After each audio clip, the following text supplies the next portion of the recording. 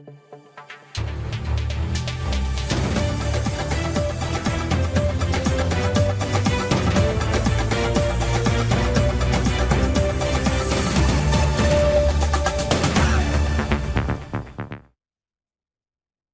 দর্শক, আমি আফজাল হোসেন, স্বাগত জানাচ্ছি সম্পাদকীয়তে।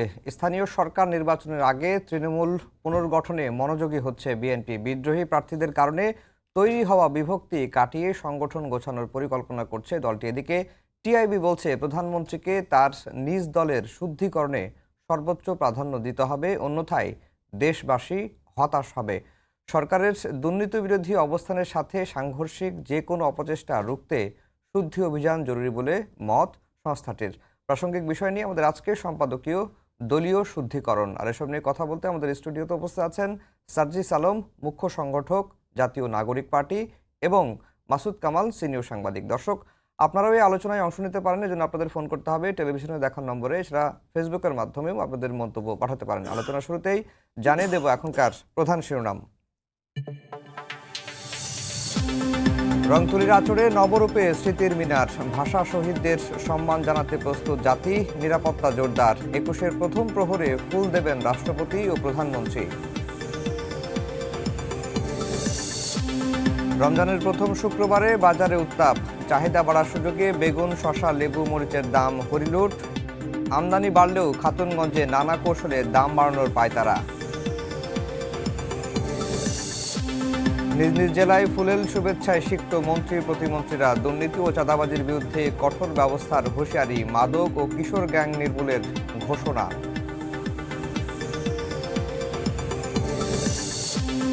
জাতীয় নির্বাচনের পর এবার ৩ সিটি নির্বাচনের প্রস্তুতি ইসির। স্থানীয় সরকার মন্ত্রণালয়ের চিঠি, আগামী সপ্তাহে কমিশন সভায় ঠিক হবে কর্মপরিকল্পনা।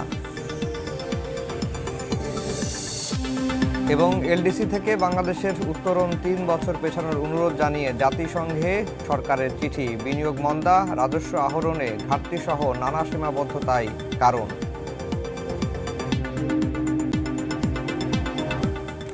দর্শক, শিরোনাম শুনছিলেন। আমরা আজকের আলোচনার বিষয় দিয়েছি দলীয় শুদ্ধিকরণ। সার্জিস আলম, আপনাকে দিয়ে আলোচনা শুরু করতে চাই। দলের ভেতরে শুদ্ধিকরণের বিষয়টি এসেছে। টিআইবিও বলছে সরকারের দলকে তাদের দলের অভ্যন্তরে শুদ্ধিকরণ হওয়া দরকার, না হলে জাতি হতাশ হবে। বিভিন্ন রাজনৈতিক দলেও এই শুদ্ধিকরণটা আসলে এই মুহূর্তে জরুরি দরকার। তার আগে হান্নান মাসুদের একটি পোস্ট দিয়ে আলোচনায় আসতে চাই। হান্নান মাসুদ তার ভেরিফাইড পেজে যে পোস্ট দিয়েছেন, তিনি যেটি বলেছেন যে প্রত্যাশা ছিল ৩০০ আসনে নির্বাচন করার, নির্বাচন করে 6টি আসন পেলেও সেটি সম্মানজনক হতো। জামাতের সঙ্গে জোট করা ভুল ছিল বলবো না, পরিস্থিতি বা নানা কারণে সেদিকে তাদেরকে যেতে বাধ্য হয়েছেন। আর যদি নাও যেতাম আরও ভালো হতো। মানে যদি জামাতের সঙ্গে এনসিপি জোটে না যেত আরও কি ভালো হতো কিনা? এটা অ্যাকচুয়ালি মানে একটা ডিফারেন্ট পার্সপেক্টিভ থেকে বলা। সেটা হচ্ছে আমাদের ৩০০টি আসনে আমরা আমাদের জায়গা থেকে, আমাদের কেন্দ্রীয় কমিটির স্থানীয় যারা নেতৃত্ব ছিল তারা তাদের জায়গা থেকে নির্বাচন করার একটা আশা ছিল, সেই অনুযায়ী পরিকল্পনা ছিল। এবং দল গঠন হওয়ার পরের যে ১ বছর যে যার সাধ্য অনুযায়ী, সামর্থ্য অনুযায়ী কাজ করার চেষ্টা করেছে। পরবর্তীতে আমরা কিন্তু প্রথম ধাপে ১২৫টি আসনে আমরা আমাদের মনোনয়ন প্রত্যাশী যারা ছিল তাদেরকে আমরা ফিক্সড করেছিলাম যে এই ১২৫টি আসনে এই মানুষগুলো ইলেকশন করবে। তারা তাদের জায়গা থেকে কাজও করেছে। কিন্তু সবশেষ সময় এসে আমাদের কাছে মনে হয়েছে যে দীর্ঘমেয়াদী একটা বৃহৎ স্বার্থকে সামনে রেখে আমরা আমাদের জায়গা থেকে নির্বাচনী জোটে অংশগ্রহণ করেছি। ১১ দলীয় যে নির্বাচনী জোট, সেখানে আমাদের ৩০ জন নির্বাচন করেছে। তো এই ৩০টি আসনে নির্বাচন করে আমাদের ভোটের পার্সেন্টেজ প্রায় 3%-এর মতো। তাহলে আমাদের বাকি ২৭০টি যে আসনগুলোতে আমরা করতে পারিনি, খুব স্বাভাবিকভাবে ওখানে আমাদের যারা প্রার্থী ছিল তাদের মধ্যে কিছুটা হতাশা আছে। এবং সেই যে ভোটগুলো আমরা ওই মাঠের পরিস্থিতি অবজার্ভ করা, এই ৩০টি আসন যেভাবে পেয়েছি ওইখানে কিন্তু সেরকমভাবে পাইনি। এবং সামগ্রিকভাবে সাংগঠনিক অবস্থা এই ৩০টি আসন যতটুকু এগিয়ে গিয়েছে ওই ২৭০টি আসনে পেছানো। হয়তো এই বিষয়গুলোকে চিন্তা করে হান্নান মাসুদ এই কথাটি বলেছিল। কিন্তু আমরা আমাদের জায়গা থেকে এটি মনে করি যে আমরা সবাই একসাথে মিলে এই সিদ্ধান্তটি নিয়েছিলাম যে আমরা নির্বাচনী জোটেই যাচ্ছি। কারণ দিন শেষে আসলে কি মাঠের বাস্তবতা হলো, মানুষ তাদের জায়গা থেকে তাদের এটা যেমন ঠিক যে তারা দেখে যে কোন দলটাকে তাদের ভোটটা দেওয়া উচিত, কারা তাদের আকাঙ্ক্ষাটাকে ধারণ করে সে অনুযায়ী কাজ করে। আবার এইটাও ঠিক, মানুষ তাদের ভোট কিন্তু নষ্ট করতে চায় না। মানুষ তাদের জায়গা থেকে যে দুইটি দলের চান্স সবচেয়ে বেশি থাকবে তার মধ্যে একটা জায়গায় তারা ভোটটা দিতে চাইবে এবং ওই দুইটার মধ্যে যেটা ভালো তাদেরকে নির্বাচিত করে আনার চেষ্টা করবে। এবং দিন শেষে যে কোনো একটা এরকম বড় নির্বাচনে দুইটা পক্ষের মধ্যে ভালো একটা ফাইট হয়, নির্বাচন হয়। তো সেই জায়গা থেকে আমাদের মনে হয়েছে একদিকে যেমন বিএনপি এবং তাদের সমমনা দলের জোট, আরেকদিকে আমরা 11 দলীয় জোট ঐক্যবদ্ধ হয়েছি এবং সামগ্রিকভাবে একটা দলের বয়স 1 বছর এখনো হয়নি, সেই দল থেকে 6 জন এবার সংসদে যাচ্ছে। আমরা মনে করি এটা 1 বছর না হতে একটা দলের জন্য অনেক বড় প্রাপ্তি এবং এই শুরুটা দিন শেষে আমরা অবশ্যই ভালো মনে করব এবং এটাকে সামনে রেখে এর পরের বার যেন আমরা এককভাবে আরও বড়ভাবে ফাইট দিয়ে আরও বেশি সংখ্যক মানুষ আমাদের সংসদে যেতে পারে, সেটাই আমাদের লক্ষ্য থাকবে। জি, মাসুদ কামাল ভাই, যেটি সাজিদ সালাম বললেন যে এই দলের বয়স আসলে তো 1 বছর হয় নাই, 28 ফেব্রুয়ারি সম্ভবত 1 বছর হবে এবং 1 বছর সময়ের মধ্যে একটা জোটে গিয়ে 30টি আসনে নির্বাচন করার মধ্যে 6টি আসনে জয়ী হওয়া। যদিও সাজিদ সালাম বললেন যে 300 আসনে নির্বাচন করতে পারলে ওই 270টি আসনের সাংগঠনিক ভিত্তিটা আরেকটু বা টোটাল ভোট আরো বাড়তো, 3% এর জায়গায় হয়তো 10% হতে পারতো, আরো বৃদ্ধি পেত। আপনার কাছে কি মনে হয়? না, এটা তো ওনাদের একটা রাজনৈতিক সিদ্ধান্ত, তাই না? রাজনৈতিকভাবে সিদ্ধান্ত নিয়ে তারা, এটা ঝুঁকি ছিল, সম্ভাবনা ছিল, তারা ঝুঁকিটাও ফিল করেছে, সম্ভাবনাটাও তারা দেখেছে। বাট আমি এই ব্যক্তিগতভাবে মানে আমি পার্সোনালি মনে করি এবং আগেও আমি বহুবার বলেছি যে আমার প্রত্যাশা ছিল তারা সারা দেশে এই নির্বাচনকে তারা ইগনোর করবে। আমার ইচ্ছা ছিল যে তারা আগামী 5 বছর পরে নির্বাচন নিয়ে চিন্তা করবে এবং ওটার জন্য তারা যদি সারা দেশে 300 আসনে তারা প্রার্থী দিতে পারতো তাহলে অন্তত 300 আসনের লোক কিন্তু শাপলাকলিকে চিনত। এখন 270 আসনের লোক কিন্তু শাপলাকলি চিনি না। তো এটা চেনা তাদের প্রাথমিকভাবে ওটা ছিল তাদের প্রয়োজনীয় কাজ।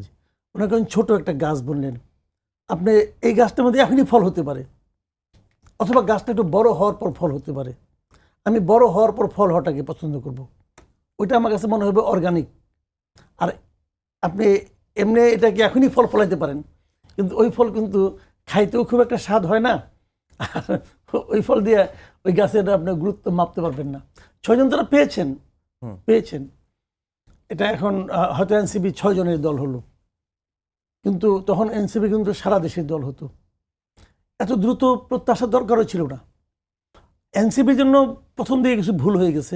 আমি যদি এনসিপিকে বিশ্লেষণ করি, আমি এনসিপিকে নিয়ে খুবই আশাবাদী ছিলাম একটা কারণে, যে আমরা আওয়ামী লীগ বিএনপি দেখতে দেখতে না টায়ার্ড হয়ে গেছিলাম। যে আর কত আওয়ামী লীগ বিএনপি জামাত, আওয়ামী লীগ বিএনপি দেখতেছি তো ভাই অনেক বছর ধরে। জামাতকে অতটা দেখা হয় নাই, বাট আওয়ামী লীগ বিএনপি অনেকবার দেখা হয়ে গেছে আমাদের।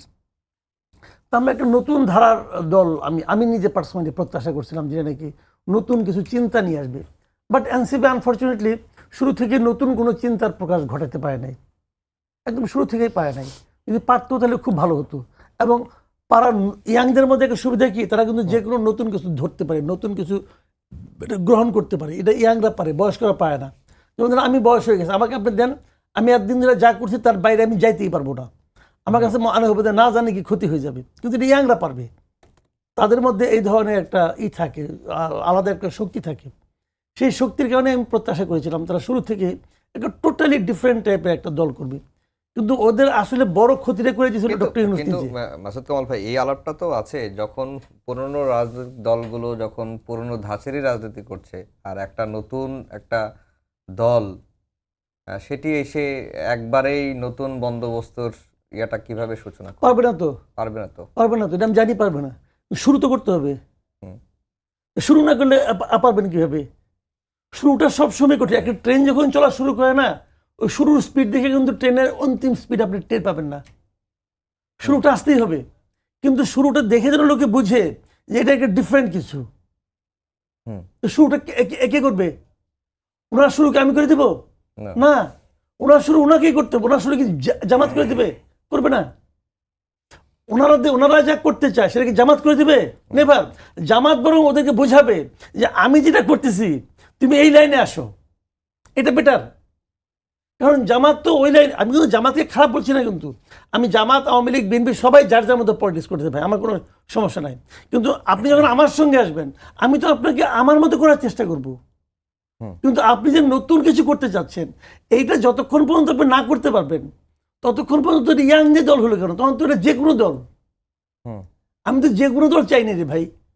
আমার বক্তব্য হলো ওই জায়গাটাতে। বুঝতে পেরেছি। তো ওই জায়গাটাতে আমি মনে করেছি, আমি বলি আমার অনেককে আমি বলেছি, ওনাদের অনেক লিডারকে আমি বলেছি, ভাই আপনারা এই নির্বাচনের কথা ভুলে যান। এই নির্বাচনের মাধ্যমে কিছু পাওয়াটা আসলে আপনাদের লস হবে, লস হবে। আমি উদাহরণ দিয়ে বলি, এই যে 6 জন গেছেন ওখানে, জামাতের কোনো সিদ্ধান্তের বিরুদ্ধে কেউ যেতে পারবে না। দেখুন আমি দেখি যাই কিনা, এরা পারবে না। কারণ দেখলাম যে নাহিদকে তো চিফ হুইপ বানাই দিচ্ছে, নাহিদকে তো জোটের চিফ হুইপ বানাই দিচ্ছে রে ভাই, চেপে যাবে। জি, মানে এটা তো আষ্টে পৃষ্ঠে থাকে, তো এদেরকে তো জড়াই ধরবে। অ্যাড করেন। আর যেটা হ্যাঁ ভাইয়ের ওইটা ধরেই বলতেছি, 6 জনের দল হয়ে গেছে, যদি 300 আসনে এনসিপি ফাইট করতো তাহলে পুরো বাংলাদেশের দল হতো। আর নতুন চিন্তার বিকাশের কথা এনসিপি বলেছিল, সেখান থেকে এখানে ভাই দুইটা জিনিস আছে। প্রথম কথা হচ্ছে, আমরা এই জায়গা থেকে যে বাস্তবতাটা দেখি, এই টকশো টেবিলের জায়গা থেকে, এই হাউস থেকে, কিংবা ঢাকা শহর থেকে, মাঠের বাস্তবতা এটা না। আপনার এখানে মাঠে আপনার লক্ষ লক্ষ নেতাকর্মী আছে। এই নেতাকর্মীদেরকে যদি আপনি প্রোটেক্ট না করতে পারেন, তাহলে এই নেতাকর্মীরা আপনার নেতাকর্মী থাকবে না। তারা যদি আপনার কাছে শুধু রাজনীতি করার কারণে তাদের উপরে যে থ্রেটটা আসবে, আপনি নেতা হিসেবে এটুকু প্রোটেক্ট না করতে পারলে তারা আপনার সাথে থাকবে না, এক। দ্বিতীয়ত, বাংলাদেশের প্রশাসনের মনস্তত্ত্বটা এমন হয়ে গিয়েছে যে এই প্রশাসন তাদের জায়গা থেকে ক্ষমতার কাছাকাছি থাকতে পছন্দ করে, ক্ষমতাকে তোষামত করতে পছন্দ করে। তার মানে আপনি যদি ক্ষমতার একটা জায়গায়, মিনিমাম একটা জায়গায় আপনার প্রতিনিধিত্ব না থাকে, প্রশাসন আপনার কথা শুনবে না, যৌক্তিক জায়গাটাতেও শুনবে না। এবং তৃতীয়ত, এই বাংলাদেশের যে ক্ষমতা কাঠামোর যে জায়গা, এতদিন এই জায়গাটা ধরেন সমন্বয়ক পরিচয় অনেককে গুরুত্ব দেওয়া হয়েছিল, মনে করেন অনেককে বিভিন্নভাবে প্রায়োরিটি দেওয়া হয়েছিল। কিন্তু যখন একটা সংসদ হয়ে যাবে, তখন আপনার পুরো বাংলাদেশের মিডিয়া সবকিছু ফোকাস থাকবে সংসদ কেন্দ্রিক। সো আপনার ভয়েস ওই সংসদে থাকাটাও খুবই গুরুত্বপূর্ণ। ভাই যেটা বললো আমি এটাতে একমত, তার চিন্তা তার জায়গা থেকে লজিক্যাল।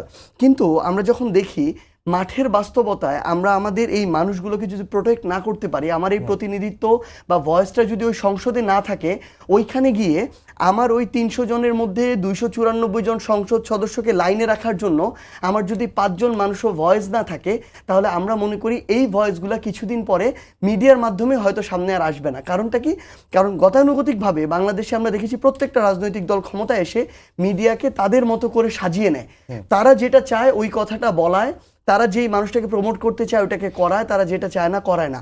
আমরা মনে করি আমার হাসনাত আবদুল্লাহ, নাহিদ ইসলামের মতো 6 জন মানুষ সংসদে গিয়ে বিএনপির 250 জন মানুষকে তটস্থ করে রাখতে পারে। আমরা আমাদের জায়গা থেকে মনে করি বাংলাদেশের ইতিহাসের সর্বকনিষ্ঠ সংসদ সদস্য হিসেবে নির্বাচিত হয়েছে আব্দুল হান্নান মাসুদ। 26 বছরের এই ছেলেটা ওইখানে গিয়ে এইরকম অপরাধে জড়িত অসংখ্য এমপিকে ভয়ের একটা আতঙ্কের মধ্যে রাখতে পারে। আমরা আমাদের জায়গা থেকে মনে করি আমার ওই 6 জনের সংসদের ভয়েস দিয়ে আমার বাকি 294টা যে আসন আছে, ওই আসনগুলোতে এনসিপির মানুষগুলো আস্থা পেতে পারে যে সংসদে তাদের কেউ আছে, তাকে যদি মারেও ওই কথাটা সংসদে বলার মতো তার একজন প্রতিনিধি আছে। এটা যদি না থাকে ভাই, যেটা হবে আলটিমেটলি, ভাই যেটা বললেন যে আলটিমেটলি আমরা বাংলাদেশের এরকম অনেক দল দেখেছি। ধরেন জাতীয় পার্টি একসময় ছিল না খুব ভালো অবস্থা, এর আগেও তারা শক্তিশালী বিরোধী দল নাকি ছিল, বাংলাদেশের দামি বিরোধী দল। এই বিরোধী দল এবার মাঠ পর্যায়ে গিয়ে যখন একটাও কোনো আসন পেল না, তাদের কিন্তু রাজনৈতিক কবর রচিত হলো। আপনি দেখেন এরকম সুন্দর সুন্দর আইডিয়া নিয়ে, কনসেপ্ট নিয়ে বাংলাদেশে বামপন্থী রাজনৈতিক দলগুলো অনেক লম্বা সময় ধরে চেষ্টা করছে। এবার 182টা আসনে নির্বাচন করেছে, 180টাতে জামানত হারিয়েছে। মিডিয়া থেকে শুরু করে প্রত্যেকটা জায়গায় সিভিল সোসাইটি, তাদের কিন্তু একটা খুব ভালো অংশগ্রহণ আছে, কিন্তু মাঠের বাস্তবতা এটা না। তাই আমরা আমাদের জায়গা থেকে যে জিনিসটা মনে করি, ভাইয়ের কথা অনুযায়ী এটাতে আমরা একমত যে আমরা এই সিস্টেমটার পরিবর্তন করতে হবে, পুরাতন জরাজীর্ণ সিস্টেম ভেঙে নতুনের দিকে আমাদের যেতে হবে। কিন্তু আমরা যদি একদম প্রত্যাশা করি নতুনটা গড়ে তারপরে যাব, কোনোদিন যাওয়া হবে না। আমাদেরকে একই সাথে পুরাতনটা ভেঙে নতুনটা তৈরি করতে হবে, আবার একই সাথে আমাদের ওই সিস্টেমের সাথে ফাইট করে ওইখানেও আমার প্রতিনিধিত্ব নিশ্চিত করতে হবে। যেমন আমরা আমাদের জায়গা থেকে দেখেন শুরু নতুন নতুন কি বাংলাদেশের ইতিহাসে এর আগে 26 বছরের কেউ, একটা ছেলে মাত্র ফ্রেশ গ্র্যাজুয়েট, কোনোদিন এর আগে সংসদে যাওয়ার মতো ঘটনা আমরা শুনি নাই, এবার গিয়েছে। 6 জন একটা দলের বাংলাদেশে প্রথমবারের মতো তৃতীয় শক্তিশালী রাজনৈতিক দল হিসেবে সংসদে গিয়েছে, কারো বয়স 40-এর উপরে না। আমরা দেখলাম আমাদের যে 6 জন গিয়েছে, একটা রাজনৈতিক দল, নতুন দল, সভাপতি সেক্রেটারি 2 জনের কারো বয়স 30-এর উপরে না।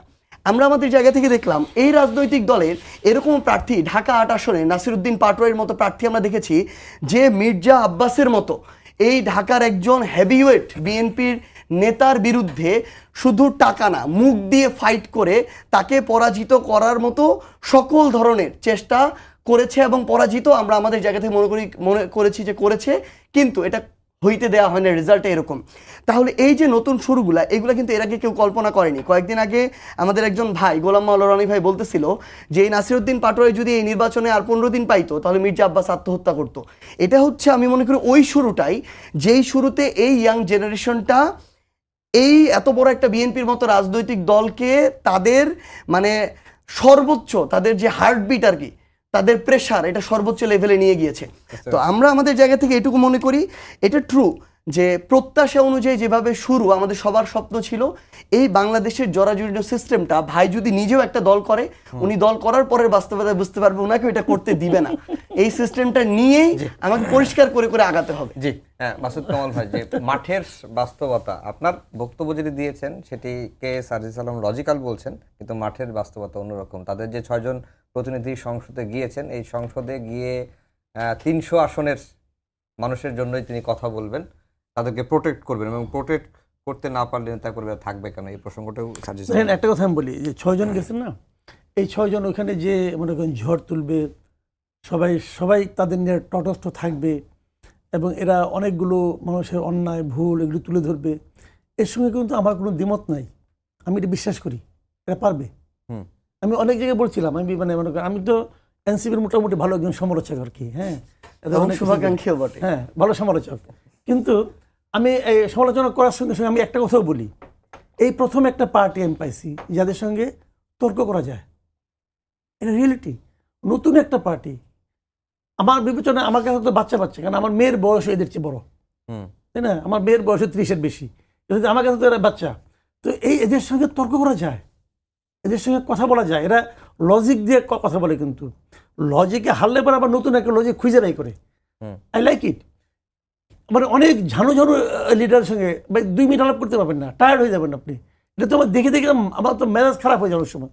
তো এরা পারবে, এরা যে পারবে না তা না, পারবে। কিন্তু দেখেন বেসিক সমস্যাটা কোথায়। সার্জিস যে কথাটা বললেন যে প্রশাসনের কাছ থেকে আমরা আগে যে গুরুত্বটা পেতাম, এই গুরুত্বটা আমরা যদি কোথাও আমাদের যদি একটা শক্তি না থাকে তাহলে আমরা পাবো না। এই যে চিন্তাটা আছে না, এই চিন্তাটার মধ্যে কিন্তু একটা ঝামেলা আছে। মানে আপনি প্রশাসনের মধ্যে গুরুত্ব পেতেন কেন? পাওয়ার দরকারটা কি ছিল? আপনারা যে প্রশাসনের কাছে গুরুত্ব পাইতেন, এই জায়গাটাতে আপনারা ভুল করছেন। আমি বললাম তো, এই ছেলেগুলিকে, এই ছেলেদের মধ্যে যে মানে আপনার একটা উদ্যম ছিল, একটা শক্তি ছিল, এটাকে ইন্টেনশনালি ম্যাটিকুলাসলি নষ্ট করে দিয়েছে ডক্টর ইউনূস। আমি একদম শুরুর দিকে একটা কথা বলছিলাম যে আপনি ব্লান্ডার করছেন 2টা ছেলেকে আপনার নেওয়া, তখন মাহফুজ যায় না, মাহফুজ যাওয়ার আগে একদম শুরুর দিকে এটা নিয়ে অনেক হয়েছে, আমাকে অনেকে গালাগালি করছে। একদম ম্যাটিকুলাসলি তাদের মানে এই ইয়াং ফোর্সটাকে ধ্বংস করে দিছে প্রত্যেকটা মন্ত্রণালয়ে এদের প্রতিনিধি নেওয়ার মাধ্যমে। সার্জিস আমাকে বলুক, এই যে প্রত্যেকটা মন্ত্রণালয়ে একদম প্রতিনিধি নিচ্ছে, এতে কি মন্ত্রণালয়গুলি ভালো চলছে? চলে নাই। ওই করাপ্ট মিনিস্ট্রির যে লোকজন আছে, এরা ওই যে গেছে ওখানে তাকে করাপশনের সঙ্গে জড়াই দিছে। রাস্তাঘাট ও কিন্তু সবাইকে ঠিক করতে পারে নাই, কেউ ঠিক করতে পারে নাই কাউকে, ওরা একে নষ্ট করে দিছে। এবং এতে ফলটা কি হয়েছে? এতে ফলটা হয়েছে একটা সম্ভাবনাময় দল আর দাঁড়াতে পারে নাই। ডক্টর ইউনূস এটা ইচ্ছা করে করছে, কারণ ইয়াং জেনারেশন উনি মুখে মুখে বলে না যে তরুণদের এগিয়ে আসতে হবে, তরুণদের করতে হবে, এটা উনি ইচ্ছাকৃতভাবে বলে এইভাবে যে তরুণদের নষ্ট করার জন্য কথাটা বলে। উনি আসলে এটা মিন করে না, উনি এটা কখনোই মিন করেন। উনি একটা খুবই দুষ্ট মানসিকতার লোক। এই ভদ্রলোক শেষ করে দিয়ে গেছে এই দলটাকে। এই দলটাতে কি হইতে পারতো, এই জিনিসটা আমরা পরে, আমি তখন থেকে বলতেছিলাম, কিন্তু আমি বলতেই আসি। এরা আমাকে দাওয়াত করছে ইয়েতে, যে আপনার ইন্টারকন্টিনেন্টাল ইয়েতে, ইফতারে। আমি যাই, ওখান থেকে এসে আধা ঘন্টা পরে একটা কন্টেন্ট করছি যে এটা তারা কেন করলো, ঠিক হয়নি করা।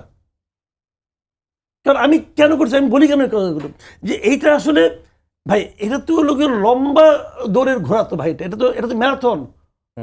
পলিটিক্স তো ম্যারাথনের মতো, তো এটা তো শর্ট টাইমে দেখলে হবে না। এই যে বলতেছে যে আমরা আগে গেলে সমন্বয়ক পরিচয়, যে আমি যাইতাম, ইউনো আমাকে চেয়ার দিত, অমুকে আমাকে চেয়ার দিত, ডিসি আমাকে বসতে বলতো, কথা শুনতো, মন দিয়ে কথা শুনতো। আচ্ছা শুনতো, শুনাইছেনটা কি? শুনাই কি ওদের চেঞ্জ করতে পারছেন? পারেন নাই তো। কিন্তু এই শোনানোটাই খারাপ ছিল। ওই যে শুনে ওইটা এনজয় করাটাই খারাপ ছিল। এনজয় করবেন না, এনজয় করবেন না। আপনি পাবলিক নিয়ে থাকবেন, আপনি পিপল নিয়ে থাকবেন। পিপলের যে পাওয়ারটা, সেই পাওয়ারটাকে সামনে নিয়ে আসতে হবে।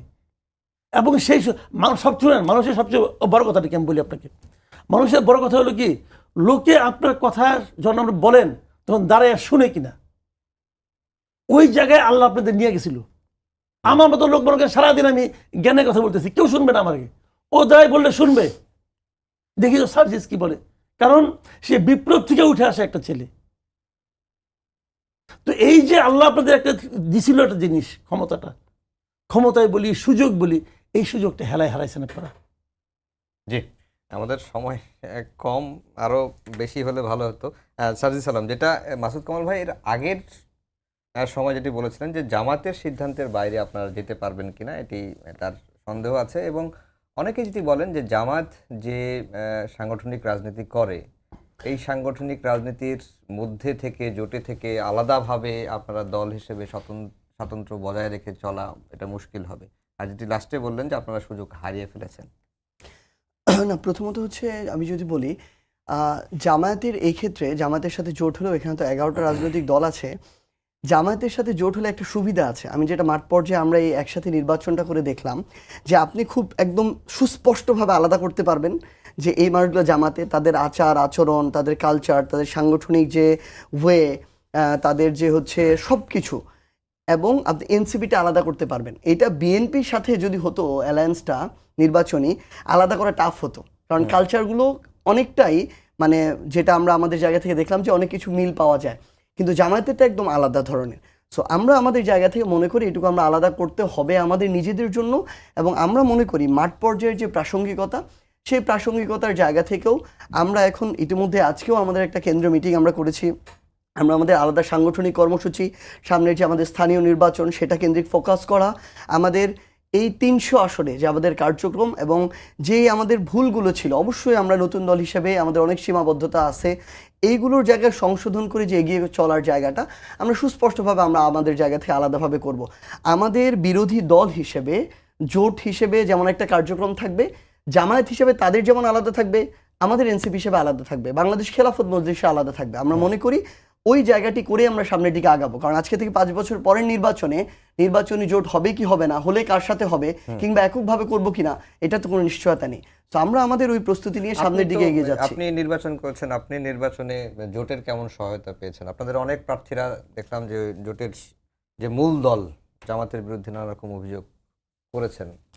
এটা আসলে আসন ভিত্তিক, আসলে এটার একটা মানে পার্থক্য ছিল আর কি। যেমন আমরা যদি আমাদের সারোয়ার তুষার ভাইয়ের আসন দেখি, নরসিংদী 2, সেখানে আমাদের জোট হওয়ার পরও, জোট থেকে তাকে মনোনয়ন দেওয়ার পরও, আমিরে জামায়াত তার হাতে শাপলাগুলি তুলে দেওয়ার পরও দাঁড়িপাল্লার আলাদা প্রার্থী ছিল, আলাদা নির্বাচন ছিল, খুবই অনাকাঙ্ক্ষিত। আবার বেশ কিছু জায়গায় আমরা দেখেছি শুধুমাত্র নামে মাত্র সহযোগিতা ছিল। কিন্তু আমার আসনের ক্ষেত্রে আমি এটা স্বীকার করতে হয় যে আমার আসনে যারা ছিলেন তারা অত্যন্ত কষ্ট করেছেন, পরিশ্রম করেছেন, দেখেই আসলে আমার ওই আসনে 1,68,000 ভোট, এনসিপির মধ্যে 30 আসনের মধ্যে সর্বোচ্চ ভোট, এবং বাংলাদেশের যতজন এমপি দ্বিতীয় হয়েছেন তাদের মধ্যে সর্বোচ্চ ভোট। সো এটা অবশ্যই আমাদের সামগ্রিক চেষ্টার ফলে হয়েছে। এই জন্য এটা আসন ভিত্তিক পার্থক্য ছিল, কিন্তু আমার আসনের জন্য আমি অবশ্যই তাদের প্রতি কৃতজ্ঞতা প্রকাশ করতে চাই। আর ভাইয়ের কথাটাতে আমি যে জিনিসটা বলতে চাই, আসলে আমরা মনে করি যে আমরা আসলে ভুল সঠিক একটা বন্ধুর পথের মধ্য দিয়ে এগিয়ে যাচ্ছি, আমরা শিক্ষা নিচ্ছি, সংশোধন করছি, এগিয়ে যাচ্ছি, কিন্তু আমরা শেষ হয়ে গেছি এই কথার সাথে আমি একমত নই। বরং আমরা অনেক ভালো একটা শুরু করেছি। একটা রাজনৈতিক দল 1 বছর গঠন হয়নি, তৃতীয় শক্তিশালী রাজনৈতিক দল এই মুহূর্তে বাংলাদেশের জনগণের ম্যান্ডেটে মাত্র 30টা আসন ইলেকশন করে 3% ভোট পেয়েছে এবং 6 জন সংসদ সদস্য প্রতিনিধি রয়েছে। আমরা মনে করি যে সামনে স্থানীয় সরকার নির্বাচন আছে, এমন অসংখ্য জনকে আমরা সিটি কর্পোরেশন থেকে উপজেলা, ইউনিয়ন, ওয়ার্ড পর্যায়ে পর্যন্ত দেখতে পাবো, এবং আগামী 5 বছরে এই স্থানীয় নির্বাচনগুলোর মধ্য দিয়ে আমরা ওই শক্তিশালী ভিত্তিটা তৈরি করব যেন আগামী নির্বাচনে। তো আমাদের আজকের লাইনটা শুধু শেষ করি। হ্যাঁ, বিষয় ছিল দলীয় শুদ্ধিকরণ, সেই দিক দিয়েও আপনারা। হ্যাঁ, এটাই বলছি যে আমরা ওইভাবে আমাদের এই নির্বাচন থেকেও কিন্তু আমাদের অনেক শিক্ষা আছে, জোটের জায়গা থেকেও শিক্ষা আছে এবং সামগ্রিকভাবে নির্বাচন পরিচালনায় অনেক বড় একটা শিক্ষা আছে। সেই সামগ্রিক বিষয়গুলো থেকে শিক্ষা নিয়ে আমরা আমাদের জায়গা থেকে এই 300 আসনে আমাদের যারা প্রার্থী ছিল তাদেরকে কিভাবে কাজে লাগানো যায়। আমরা এমনও এবার এমপি দেখেছি, চেয়ারম্যান ছিল, ইউনিয়ন চেয়ারম্যান, পরে উপজেলা চেয়ারম্যান হয়েছে, পরে এমপি হয়েছে, এবার মন্ত্রী হয়েছে। সো আমরা হয়তো এমপিতে 300 জন হতে পারে নাই বা ফাইট দিতে পারে নাই, এমন অনেকে সিটি কর্পোরেশনে ফাইট দিতে পারে, উপজেলা চেয়ারম্যানে দিতে পারে, পৌর মেয়রে দিতে পারে। আমরা সেই সামগ্রিক বিষয়গুলোকে নিয়ে আমাদের স্থানীয় পর্যায়ের ভিত্তিটা তৈরি করতে চাই, এনসিপির পরিচয়, শাপলাকলির পরিচয়। এবং আমরা মনে করি যে ভাইরা আমাদের এই লজিক্যাল পরামর্শগুলো দিবেন, ভুল ধরিয়ে দিবেন, যেটা আমাদের মনে হবে আমরা সংশোধন করব। কিন্তু আমরা মনে করি এটা শেষ না, বরং খুবই অসাধারণ শেষের একটা শুরু, যেই শুরুটা দিয়ে আমরা ইনশাআল্লাহ বাংলাদেশের জনগণের প্রতিনিধি হিসেবে একদিন সরকার গঠন করব। জি, 2 মিনিট সময় আছে। আমি শেষ করে দিচ্ছি না, আমি কিন্তু একবারও বলিনি যে এনসিপি শেষ হয়ে গেছে, একবারও বলিনি। মানে সুযোগটা হেলায় হারিয়েছে, এটা তাতে কি আছে, আবার সুযোগ দিবে, অবশ্যই অবশ্যই আবার স্টার্ট করবে, কোনো সমস্যা তো নাই। আমি কিন্তু এই জিনিসটাই চাই যে এরা কিছু একটা করুক, এবং সেটা এখন একটু পিছিয়ে গেছে, এখন একটু কষ্ট হবে আগের তুলনায়, আগেরটা সহজ ছিল, তারপরে এরা ভালো করবে আমি আশা করি। কারণ আমার কথা হলো কি ভাই, দেখেন সবচেয়ে বড় কথা হলো কি, আপনি দেশের মানুষটাকে ওন করেন কিনা, দেশের সাধারণ মানুষকে ওন করেন কিনা। এই একটা কথা বলো না যে বামপন্থীরা পারতেছে না কেন, ওরা সাধারণ মানুষের কথা বলে, সাধারণ মানুষের ভাগ্যের পরিবর্তনের কথা বলে, কিন্তু সাধারণ মানুষ ওদের কথা বুঝে না। তার মানে কমিউনিকেশনটা হয়নি, কমিউনিকেশনটা মোস্ট ইম্পর্টেন্ট, এবং সেটাই কিছুটা ভাগ্য নিয়ে জন্মাইতে হয়। অনেকে কিন্তু আছে মানে অনেক কিছু পারে, কিন্তু তারা সেই ভাগ্যটা পায় না, সেই এক্সপোজারটা পায় নাই। ওই ভাগ্যটা ওদের মধ্যে, ওদের কাছে একদম আল্লাহ নিজে হাতে উঠাই দিয়েছিল। এরকম ভাগ্য বাংলাদেশের ইতিহাসে খুব কম লোক পাইছে, জানে ওরা পাইছিল, কয়েকজন লোকের জন্য এটা নষ্ট হয়েছে। কিন্তু তার মানে এই না যে ওরা পারবে না। এখনো কিন্তু সারিস আলম তো ইলেকশন হেরে গেছে, সে তো 6 জনে একজন হয় নাই, হয়েছে হয় নাই, তারপরে কিন্তু ওকে নামে এক নামে লোকে চেনে, ও 2টা কথা বলে লোকে দ্বারা শুনবে। সুযোগটা এখনো আছে, বাট একটু কষ্ট হবে, সুযোগটা আছে। এটা করতে যে অনেকে তারা হারাইছে, খুব ক্যাপাবল ক্যারিজমেটিক অনেকে তারা হারাইছে, ওদের নিয়ে আবার বসতে পারে, আবার একত্র করতে পারে সবাই মিলে, কেন হবে না? আমি এখনো আশাবাদী। কিন্তু তাৎক্ষণিক লোভটাকে সংবরণ করতে হবে, তাৎক্ষণিক প্রাপ্তিটাকে থামাইতে হবে। আমার দরকার নেই প্রাপ্তি, আমার দীর্ঘমেয়াদী কিছু পাওয়া দরকার। এই তাৎক্ষণিক প্রাপ্তির মধ্যে একটা হলো 6টা এমপি, আরও কিছু তাৎক্ষণিক প্রাপ্তির লোভ সামলাতে পারে নাই, সেটা অন্য আলোচনা এখন আর যাচ্ছি না। কিন্তু আমি এখনো আশাবাদী। আর একটা বলেন না আপনি যে দলীয় শুদ্ধিকরণ, যেটা আমাদের মূল ইস্যু ছিল, আমি কিন্তু এক্ষেত্রে ওদের উপরে হ্যাপি। ওরা কিন্তু ছোট দল, এখান থেকে কিন্তু প্রায় দেখি অমুককে বহিষ্কার করে, অমুককে বের করে দেয়। তার মানে কি?